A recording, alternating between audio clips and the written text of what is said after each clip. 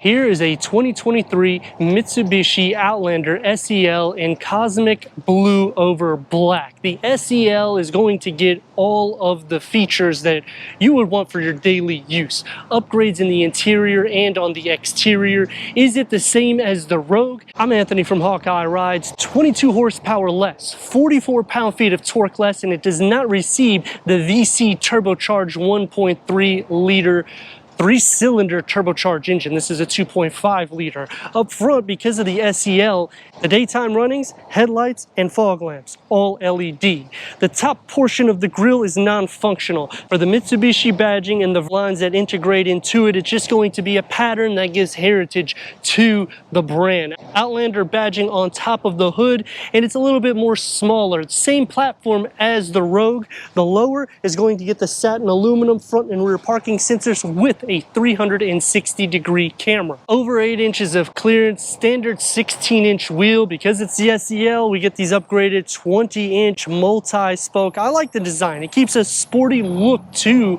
the side profile. And when you get into the SE, the pillars are going to get the gloss black. All the door handles will have the color key, the same as the side view mirrors, and LED turn signals will be on all trims. Super handling control is an option. We do not have it here. Over 2 inches longer than the Rogue, which will give you that extra space for the third row and a little bit more cargo capacity. Underneath the hood is powered by a 2.5 liter 4-cylinder, producing 181 horsepower and 181 pound-feet of torque. That's paired to a CVT transmission or continuously variable transmission, achieving 24 mpgs for the city and 31 mpgs for the highway. Towing is around 2,000 pounds. What I like about this compared to Toyota, Honda, Hyundai is you're getting a lot of standard amenities, and it's under a $40,000 price point. LED taillights, the gloss black comes into play. You will have the chrome that will go on the lower bit of the window, so it gives a little bit of a design, and it makes the third window a little bit more sleek, kind of like it's not there because of the design. Lower roof spoiler, shark fin antenna, you get the matte black that's going to surround it. On the lower bit, satin aluminum comes into play, and when it's around 2,000 pounds of towing, I don't necessarily think I would cut into the bumper just because it's not really meant for that. It is a CVT transmission, so you want to baby it just a little bit more so. If you do option for a tow package, you will want to drive it underneath around 2 to 2,200 RPM for the first 500 to 1,000 miles to kind of break in the CVT. Power liftgate or kick to open. This will start on the SE and go up, going into 11.7 cubic feet of storage. The seats do recline in all the rows. Underneath the floor, you can store the privacy cover. It's not going to be as flush. And if you're using the privacy cover, you can stow the headrest for the third row. 12-volt charger and nooks on both sides. Split fold the rear bench in the back at a 50-50 split. That's going to increase cargo to 33.5 cubic feet.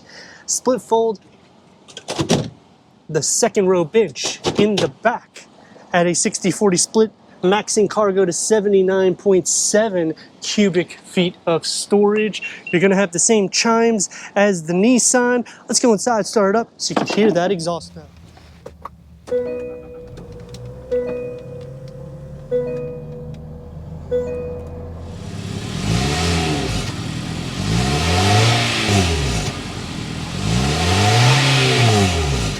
Leather appointed seats, 10-way power seat adjustment for the driver with memory, 4-way power seat adjustment for the passenger, heated front seats. The quilted interior will be on the SEL trim.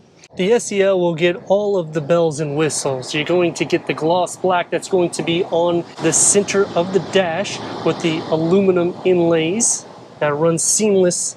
You got the pattern that comes around the gauge cluster, contrast stitching, heads-up display, which is a 10.8 inch. This is part of the SEL package that also includes the pano moonroof, heated leather steering wheel, upgraded 10 speakers through Bose. Tri-climate control setting starts on the SEL. 9-inch touchscreen with Apple CarPlay, Android Auto, Sirius XM, AM, FM, streaming Bluetooth audio. Put it into reverse, 360-degree reverse camera, full trajectory for the front and the rear, working into a QI wireless charging pad, 12 volt, 2 USBs, the key fob for the Outlander.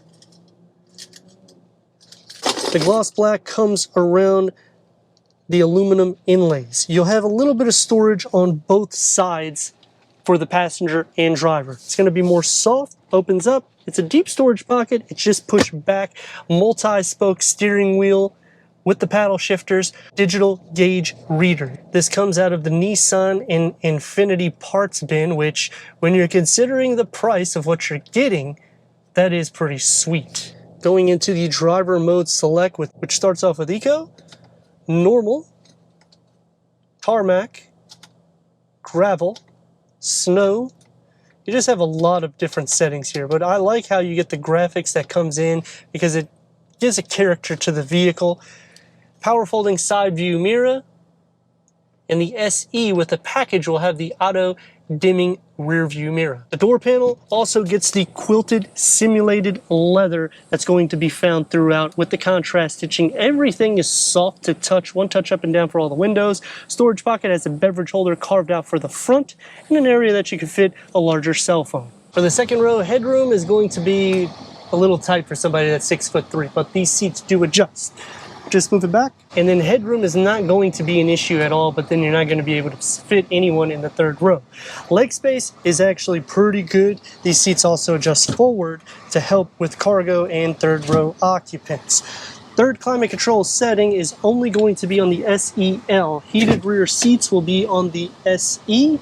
Air vents are standard in the back, and 3 storage tiers behind both of the front seats. Manual sunshades come into play, and I like the quilted that comes into the back. So they pay attention to detail. Everything is soft to ride, one touch up and down for all the windows. In the storage pocket, you can fit a beverage in the back, maybe a larger cell phone or iPad. All soft to ride because this is the seat with the cup holders that's going to be in the center, and it doesn't actually sit. It's going to stow downwards, so if you push the seat back, it might be a little bit more comfortable.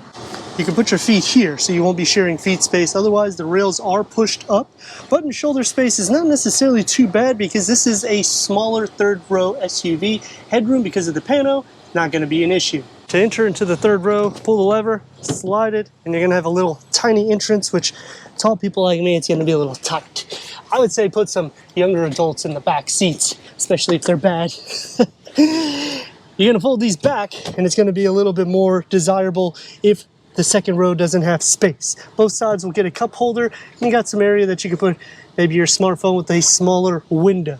Headroom, it's not going to be so desirable for a tall person. I'd have to sit like this. Because the way the headliner goes, it pushes inwards, this goes downwards. The Outlander SEL. It's a great value to start off with. I understand it's only 181 horsepower, 181 pound-feet of torque. It's going to be less performance than the Nissan Rogue, meaning 22 horsepower less, 44 pound-feet of torque less. But realistically, the 0 to 60 is going to be very similar. The comparable rivals to this can even go into a Mazda line, in which when you're looking at Mazda, that's a premium vehicle. And that's what I mean by what you're getting here is a bargain deal, because it's under $40,000. You're getting the quilted leather appointed seats. The quilted goes onto the dashboard. It just really looks a lot more luxurious and classy. Now on the downside to the vehicle, the suspension will be a little bit more firm. You also have upgraded 20-inch wheels, so that's going to change the whole ride to the vehicle. We do not have the super all-wheel control, which is the all-wheel drive system. 58-42 weight distribution, so we're not going to be doing too many corners, but we're going to show you that 0 to 60.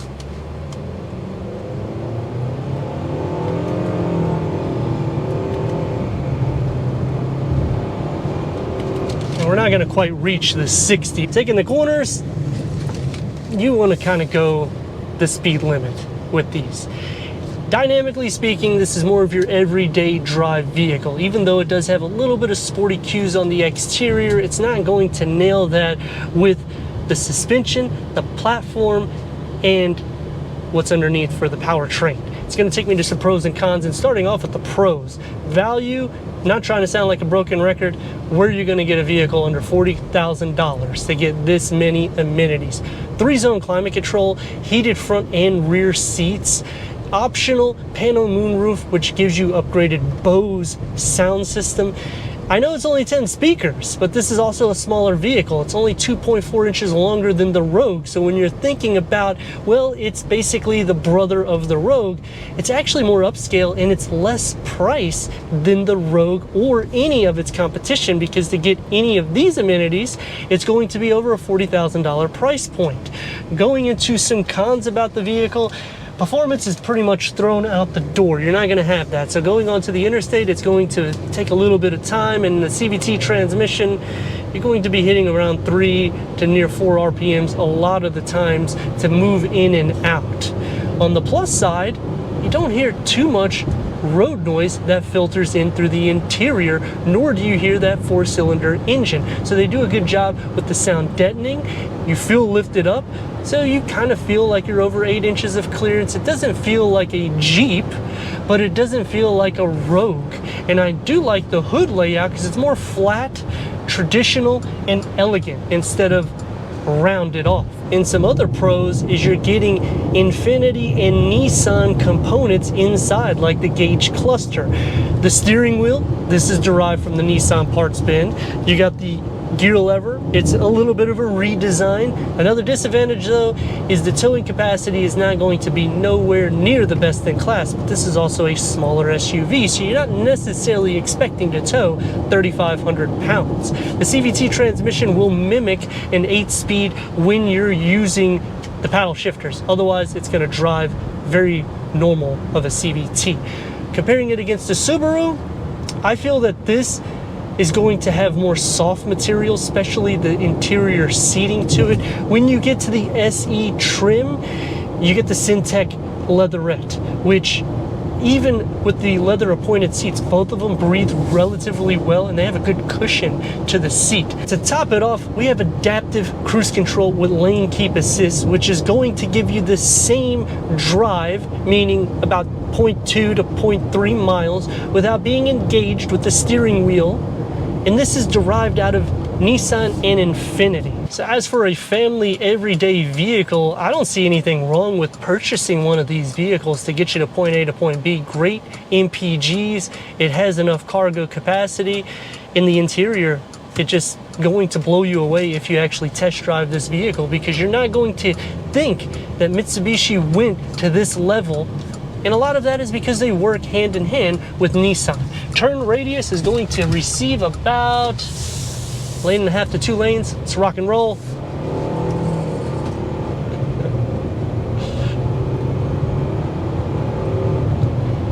And this would be the major setback for me, because it takes a little bit of time to get it up to speed.